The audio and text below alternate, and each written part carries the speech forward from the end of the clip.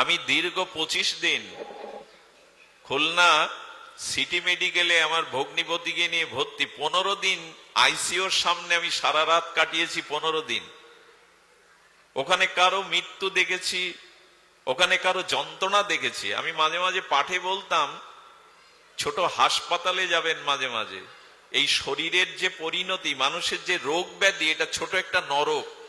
ভগবান আমাকে ওখানেই প্রায় 25 দিন কাটিয়ে দিয়েছেন। কথাটি এই কারণে বলছি, আমি ওখান থেকেই এখন আসছি। আমি মনে করি এত যন্ত্রণা, এত দুঃখ, এত অপমান, এত কষ্ট, এত ঘর জ্বলছে, এত জীবন জ্বলছে, মানুষ কেন শেষ হয় না? বারে বারে পৃথিবীতে ফিরে আসে কেন? হে ভগবান, এই অখিল ব্রহ্মাণ্ড কুল নায়ক, স্থিতি প্রজ্ঞ ব্যক্তির ভাষা কেমন, লক্ষণ কেমন, তুমি আমাকে বলো।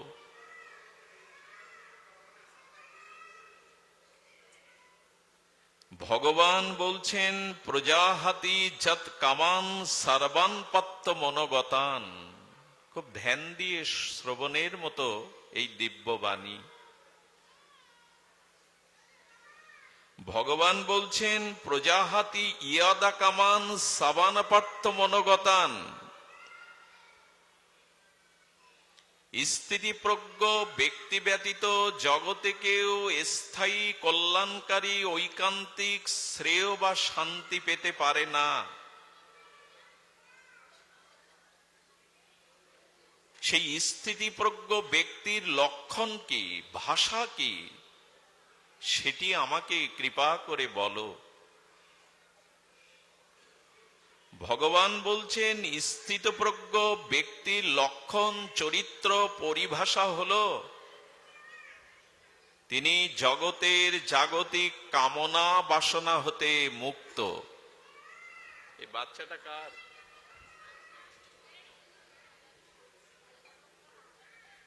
মানুষ যখন জল্পনা কল্পনা দ্বারা এই জগতে সুখ প্রবৃত্তি ভোগের জন্য অসংখ্য কামনা বাসনা তার হৃদয়ে কাটার মতো বিদ্ধ হয়, সে মানুষ স্থিতিপ্রজ্ঞ হতে পারে না, শান্তির অধিকারী হতে পারে না।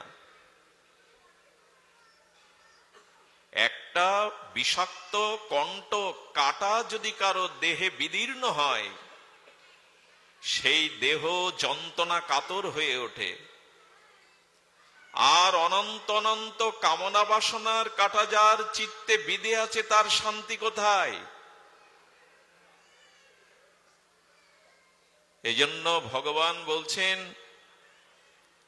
এই কামনা হতে যিনি যত নিজেকে মুক্ত রাখতে পেরেছেন, তিনি জগতের স্থিতিপ্রজ্ঞ, তিনি প্রজ্ঞাবান, তিনি শান্তিপ্রিয়, তিনি শান্তির অধিকারী। বুকে হাত দিয়ে নিজেকে বিচার করুন, জগতে কামনা শূন্য বা কামনা ব্যতীত কে আছি আমরা? আমাদের জন্ম হয়েছে কামনার দ্বারা। আমাদের জীবনের 24 ঘন্টার মধ্যে যদি বিবেকের কাছে প্রশ্ন করেন, 24 ঘন্টার মধ্যে নিষ্কাম কোনো কর্ম তোমার দ্বারা হয়েছে কি আজ?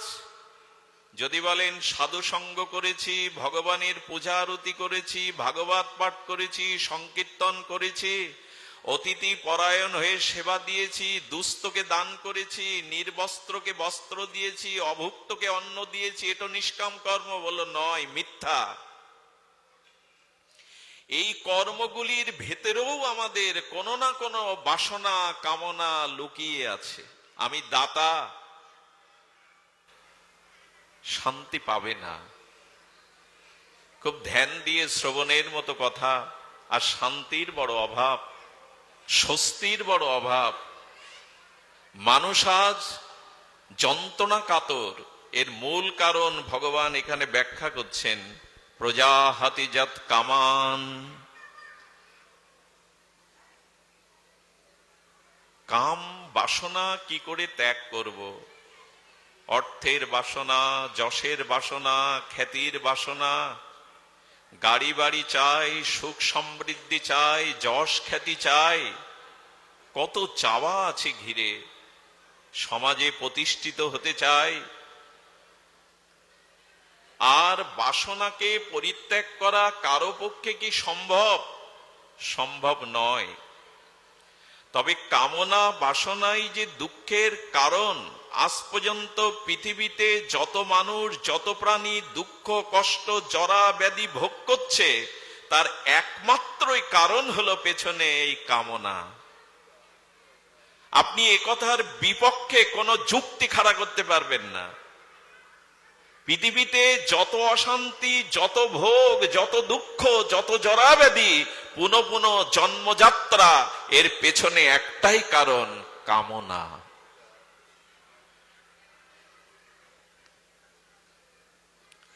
মনে পড়ে পরম পুরুষ রামকৃষ্ণ দেব, তিনি কথামৃত বলছেন, একবার একটি চিল একটি মরা ইঁদুরকে আর ছো মেরে ধরে নিয়ে যাচ্ছে, তার পেছনে আর অনেকগুলো চিল তাকে তাড়া করেছে।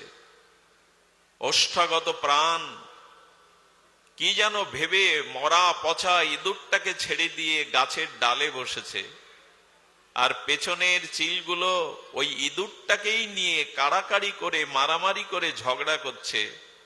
গাছের শাখাতে বসা স্থির হয়ে এই চিলটি বলছে, ও শত্রুতা আসলে আমার সাথে না, ওই মৃত ইঁদুরের পচা গলা মাংসের জন্যই আমার পেছনে এত শত্রুতা।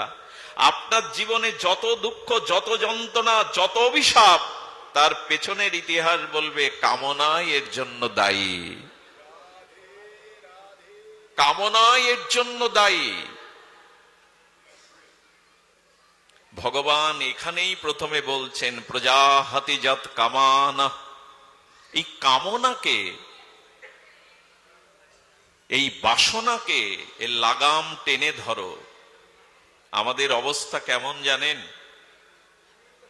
আহা, আমাদের অবস্থা কেমন? যদি কেউ রথে উঠে আর অশ্বের লাগাম হাতে নিয়ে ঘুমিয়ে পড়ে, চলন্ত রথের লাগাম যার হাতে, সেই সারথি ঘুমিয়ে পড়েছে, আর লাগামগুলো হাত থেকে সরে গিয়ে অশ্ব বা ঘোড়াগুলো কেউ সামনে, কেউ পেছনে, কেউ ডাইনে, কেউ বামে, সেই রথ পরে যে উপবিষ্ট, সেই নিদ্রারত লাগাম ছাড়া ব্যক্তির দুর্দশা কি হতে পারে? আমাদের জীবনে কোনো নিয়ন্ত্রণ নাই, কামনা বাসনা ছুটছে চারিদিকে। শান্তি কোথায়? শান্তি যে চাইছি আমরা, এর একমাত্র উপায় ভগবান বললেন, আত্মান তুষ্ট। আহা, বললেন আত্মাতেই যে সন্তুষ্ট বা তুষ্ট হতে পেরেছে, শান্তির অধিকারী, স্থিতিপ্রজ্ঞর অধিকারী একমাত্র তিনি। আত্মাতে যিনি তুষ্ট, অন্য কিছুতে না। এ কথা আজ আমাদের ভাববার সময়ও নেই। আত্মা কি, দেহ কি, এ সময় আমাদের হাতে নাই, ব্যস্ত জীবন। তবে একটু কথা বলি, কামনা বাসনা শূন্য হওয়া যায় না। এই জগতে কোনো ব্যক্তি কামনা শূন্য হতে পারে না। কিন্তু একটা অনুরোধ রাখবো, করজোরে নিবেদন রাখবো, গভীর রাত্রে পরিবারের সবাই যখন নিদ্রামগ্ন হয়, ঘুমিয়ে পড়ে, তখন জাগবেন। ঘরের এক কোণে বসে চক্ষু মুদ্রিত করে ভাববেন, আমার কামনা বাসনার সংখ্যা বাড়ছে না কমছে। যদি মনে করেন পূজা করে, যজ্ঞ করে, পাঠ করে, কীর্তন করে, দীক্ষা নিয়ে, হরিনামের মালা জপ করে কামনা বেড়েছে, আপনি ভুল পথের যাত্রী, অশান্তির পথের যাত্রী, মৃত্যু পথের যাত্রী। কিন্তু গভীর ঘুমে পরিবারের সবাই ঘুমিয়ে পড়লে যদি বিচার করেন যে আমার কামনা আগের থেকে কিছুটা কমেছে, তবে নিশ্চিত বলতে পারি আপনি শান্তির পথে চলেছেন, মঙ্গলের পথে চলেছেন। জয় জয় শ্রী গুরুদেব গৌরী প্রেমানন্দ একবার হরি বল। শান্তির পথ আপনার জন্য খোলা। আশা হে পরমং দুঃখং নৈরাস্য পরমং সুখম। আহা, আচ্ছা, এই কামনা বাসনা পীড়িত তাপিত হয়ে কত দুঃখ ব্যাধি অপমান জরা কষ্ট ভোগ করছি, তা জীব মরে না কেন? জীবের শেষ হয় না কেন? আমি দীর্ঘ 25 দিন খুলনা সিটি মেডিকেলে আমার ভগ্নিপতিকে নিয়ে ভর্তি। 15 দিন আইসিইউর সামনে আমি সারা রাত কাটিয়েছি। 15 দিন ওখানে কারো মৃত্যু দেখেছি, ওখানে কারো যন্ত্রণা দেখেছি। আমি মাঝে মাঝে পাঠে বলতাম, ছোট হাসপাতালে যাবেন মাঝে মাঝে। এই শরীরের যে পরিণতি, মানুষের যে রোগ ব্যাধি, এটা ছোট একটা নরক। ভগবান আমাকে ওখানেই প্রায় 25 দিন কাটিয়ে দিয়েছেন। কথাটি এই কারণে বলছি, আমি ওখান থেকেই এখন আসছি। আমি মনে করি এত যন্ত্রণা, এত দুঃখ, এত অপমান, এত কষ্ট, এত ঘর জ্বলছে, এত জীবন জ্বলছে, মানুষ কেন শেষ হয় না? বারে বারে পৃথিবীতে ফিরে আসে কেন? আমার কথা কি বোঝা যায়? এর শেষ কবে? এই জন্ম মৃত্যু, জ্বালা, না পাওয়ার বেদনা, কষ্ট, প্রিয়জনের দুঃখ, জরা ব্যাধি, হাহাকার, মৃত্যু, রক্ত, এর শেষ কবে? এর শেষ কোথায়? উত্তর একটাই। একজন সাধক আকাশের কাছে প্রশ্ন করছে, হে নীলম্বর, হে আকাশ, তুমি অনন্ত, এই সমস্ত জগতের জীবের দুঃখ কষ্টের সাক্ষী তুমি। তোমার ছায়াতলে জীব এত কষ্ট, দুঃখ, মৃত্যু, জরা ব্যাধি ভোগ করছে, কেন বেঁচে আছে এই জীব? এদের শেষ কোথায়? আকাশ উত্তর দিচ্ছে তার অনুভব বেদ্য অনুভূতির ভাষায়, এর শেষ সেই দিন হবে যেদিন এই পৃথিবী তলে তুমি কামনা শূন্য হতে পারবে। যতদিন বাসনা কামনা আছে, ততদিন এই দুঃখময় আকাশের তলে বারবার জন্মাতে হবে, বারবার মৃত্যুবরণ করতে হবে, বারবার এই কষ্ট দুঃখ ভোগ করতে হবে। এখানে কারো মোটর সাইকেলের চাবি ফেলে চলে যান, দূরে গেলেও আবার ওই চাবির জন্য ফিরে আসতে হবে। তেমনি এখানে যদি কোনো কামনা রেখে চলে যান, ওই কামনা পূরণের জন্য আবার আপনাকে আসতে হবে। জন্ম মৃত্যু জরা ব্যাধি শেষ নাই। যদি আপনি সমস্ত ক্ষমতার শিখরে ওঠেন, সম্রাট হন, দুঃখের শেষ নাই।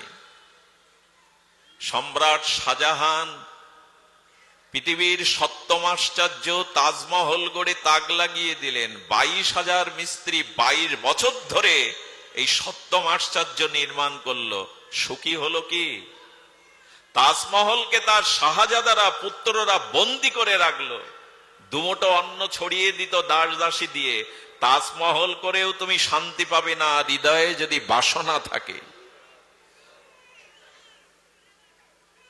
এই জন্য শাস্ত্র বলছেন, লাগাম টেনে ধরো।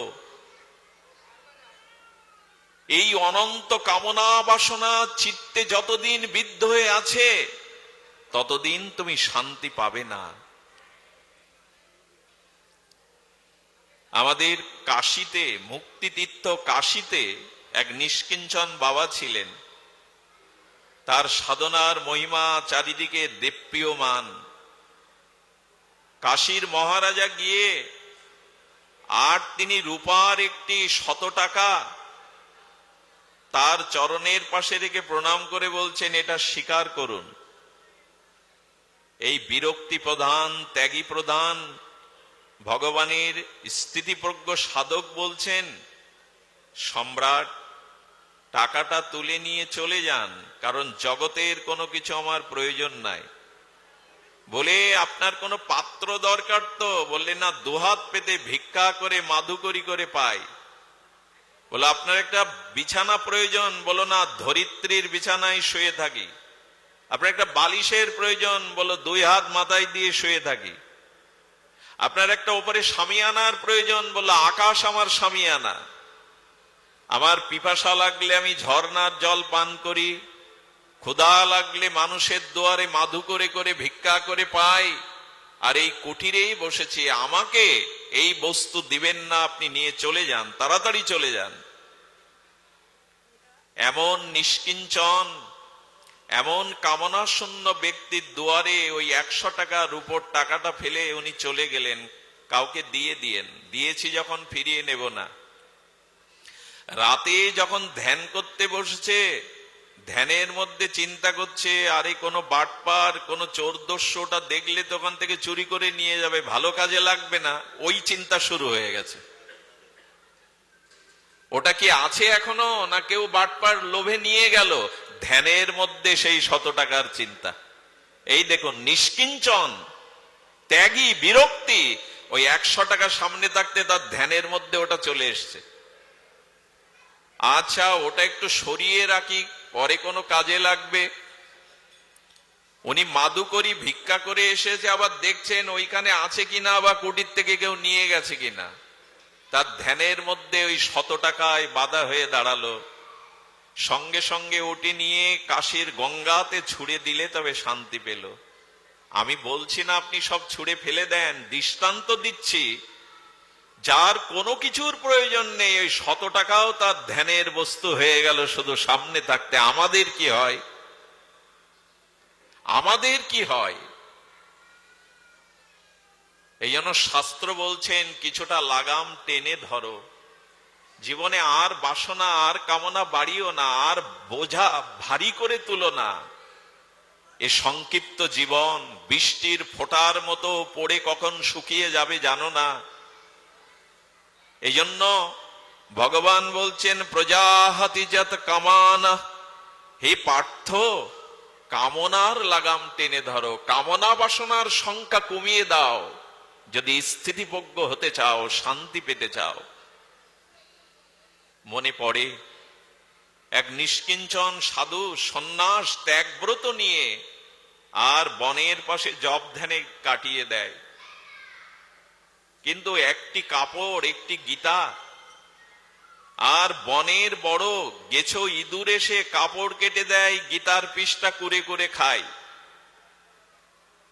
আরে বাবা, একটা কাপড়, একটা গীতা শাস্ত্র, তাও যদি ইঁদুর কেটে দেয়, বসে কি করব ভজন? এক বিষয়ী লোক সামনে দিয়ে যাচ্ছিল, বাবা ইঁদুরের উপায় কি? বিষয়ী লোক পরামর্শ দিয়ে বলল, বিড়াল পুষুন। বিড়াল পুষলে তো আর ইঁদুরের, আপনি তো মারতে পারবেন না নিজে হাতে, বিষ দিতে পারবেন না, বিড়াল পুষুন।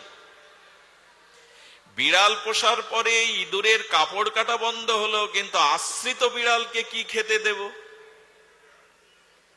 আবার সেই বিষয় বুদ্ধি, বিষয়ী লোক পরামর্শ দিল, প্রতিদিন দুধ চেয়ে চেয়ে তো পাবেন না, বলি একটা গাভী দিচ্ছি, গাভীটা পোষেন, তাতে আপনিও দুধ পাবেন, বিড়ালেরও দুধ হয়ে যাবে। গাভী পোষার পরই চিন্তা হলো, গাভী মাকে তো কিছু খেতে দিতে হবে। লোকের বাড়িতে কতদিন গাভী মার ঘাস আর কুটো চেয়ে আনবো? বললো, আপনার সামনে যে ফাঁকা জমিটা, ওটা চাষ করুন, দুটো অন্নের যোগ হবে, আবার ওই আপনি বিজলি দিয়ে গাভীটার সেবা করতে পারবেন। চাষবাস শুরু হয়ে গেল, গাভীর জন্য গোয়াল ঘর শুরু হলো, জপ ধ্যান মাথায় উঠল। এমনি করেই তো বাড়ে। কামনার সংকার না হলে কি বাঁচা যায় না? জীবন সুন্দর হয় না? আপনাদের মনে পড়ে বর্ষনার বিনোদ বাবা, এই প্রাতঃস্মরণীয় বিনোদ বিহারী বাবাজি মহারাজ। আমি দেখলাম উনি একটা থান পরে থাকেন, প্রায় আগলা গায়ে থাকেন, একটা ছোট থান গায়ে জড়িয়ে থাকেন। উত্তরপ্রদেশের ভারত খ্যাত যোগী আদিত্য, এই যোগী আদিত্য গিয়ে বিনোদ বাবার চরণের কাছে খালি মাটিতে বসলেন ওনার চরণ ধুলি নেওয়ার জন্য। ভাবলাম, প্রিয়া কুঞ্জে বসে আছে, গায়ে ভালো কিছুই নেই, মাদুকরি করেই যার জীবন চলে, ব্যাংক ব্যালেন্স, বাড়ি ঘরদোর, আশ্রম তৈরি করেনি, তার কাছে যোগী আদিত্যনাথের মতো এমন একজন মুখ্যমন্ত্রী চরণ ধুলি নেওয়ার জন্য সামনে বসছেন। কারণ কি? এদের কাছে আছেটা কি? এদের কাছে যেটি আছে সেটি আমাদের কাছে নাই। এদের কাছে আছে প্রেম, ভক্তি, ভজন, যেটা মানুষকে শান্তি দিতে পারে। এই জন্য আপনাদের কাছে বিশেষ অনুরোধ করব, এই বাসনা কামনার সংখ্যা বেড়ে যায় যদি ভুল জায়গায় আপনি আশ্রয় নেন।